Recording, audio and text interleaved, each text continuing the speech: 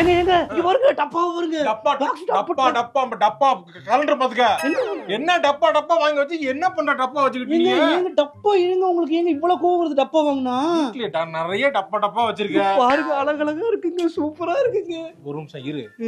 டப்பா வாங்குறத முதல்ல நிறுத்திட்டு வாங்க வந்த பொருளை முதல்ல வாங்கு. டப்பா வாங்கி வச்சுக்கிறா. எவனாவது ஏதாவது கேட்டு வந்தா கூட டப்பாவும் தர மாட்டேங்கிற. எதுக்கு டப்பா வாங்குற நீ? அப்ப இப்ப பொருள்லாம் வாங்குறோம், அதெல்லாம் எதுல போட்டு வைப்பீங்க? ஏற்கனவே தான் இருக்கே டப்பா வீட்டுல. எங்க டப்பா எங்கங்க இருக்கு? டப்பாவே இல்லங்க வீட்டுல. இங்க பாருங்க, அழகா இருக்கு. நான் ரெண்டு டப்பா வாங்கிட்டு. டப்பா பைத்தியம் முடிச்சிருச்சா எனக்கு? டப்பா பார்த்தா மட்டும் ஏன் இப்படி பாயிறாங்க? ஏய் என்ன இவ்வளவு டப்பா?